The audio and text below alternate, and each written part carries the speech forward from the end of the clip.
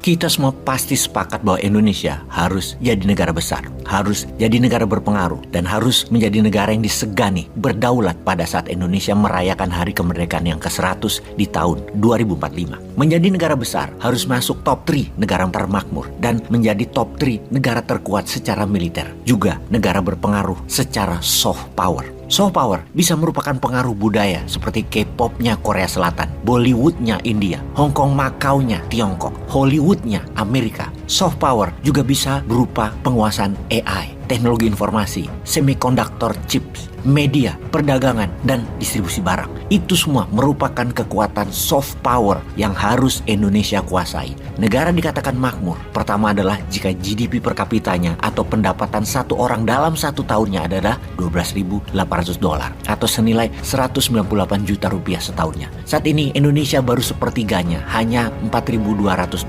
setahun atau 65,1 juta rupiah. Kalau secara PDB negara Indonesia saat ini baru 1,15 triliun dolar nilainya, dan untuk menjadi negara makmur harus naik ke 3,5 triliun dolar, naik 3,5 kali dari sekarang atau naik 350% dalam 22 tahun ke depan. Sementara kita semua tahu dalam 9 tahun ini naiknya hanya dari $3.400 per kapita menjadi $4.200 per kapita atau hanya naik 24% saja dalam 9 tahun. Hal ini menunjukkan satu hal, bahwa ekonomi Indonesia masih belum berdaulat. Selama 5 presiden dari Soeharto sampai SBY kita bersama Amerika, dan selama 2 periode ini kita bersama Tiongkok. Sekali lagi kita bertanya, apakah lebih baik bersama Amerika atau lebih baik bersama Tiongkok? Kita harus berkaca ke depannya. Masih mau bersama keduanya? Balik lagi ke Amerika? Atau tetap dengan Tiongkok? Atau pilihan ketiga bersama New Mind, bersama New Economic Model, bersama Post-Keynesian? Kita luaskan lagi.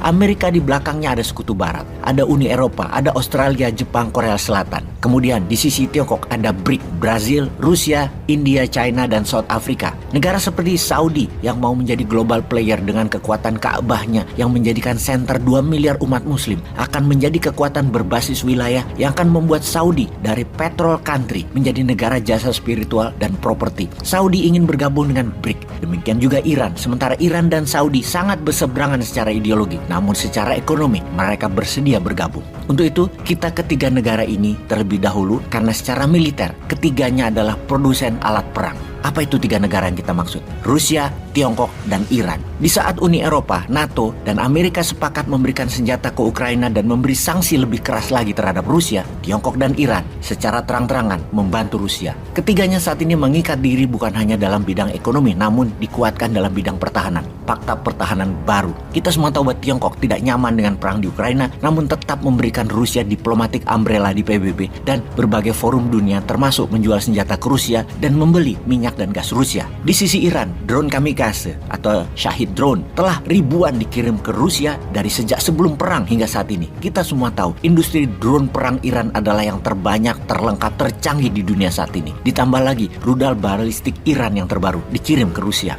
Melengkapi data tersebut, ketiga pemimpin negara tersebut 2 tahun ini telah sering bolak-balik saling mengunjungi. Bahkan ketika video narasi ini dibuat, Wang Yi, diplomat Tiongkok tertinggi, ada di Rusia saat ini. Baru-baru ini ketika pemimpin Rusia bertemu dengan petinggi Iran, Raisi, keduanya sepakat membantu Bashar al-Assad agar Suriah tidak dibumi hanguskan Amerika dengan ISIS di belakang mereka, dan rakyat tidak berdosa dipakai tameng oleh ISIS. Iran dan Rusia akan terus berusaha agar al-Assad tetap berkuasa demi Suriah tidak jatuh ke Amerika. Walaupun Iran dan Suriah secara ideologi berbeda, sekali lagi ini politik. Rusia tetap bertahan di Suriah, walaupun di Ukraina Rusia memerlukan bantuan, dan untuk itu Rusia bermain cantik di banyak front. Solusinya Tiongkok membantu. Pertama, bulan lalu Tiongkok dan Iran menandatangani program 25 tahun kedua negara kerjasama, dan kerjasama kali ini sangat dahsyat yang seakan membuat Iran adalah provinsinya Tiongkok, menggadaikan Iran ke Tiongkok. Namun hal itulah yang dibutuhkan Iran saat ini, perlindungan umbrella diplomatik, ekonomi, teknologi, dan uangnya Tiongkok juga membuat Iran menjadi member dari Shanghai Cooperation Organization, sebuah organisasi yang membuat semua negara-negara daratan Asia Timur sampai Asia Tengah, Asia Barat, dan Eropa Timur bersambung dengan tengahnya Tiongkok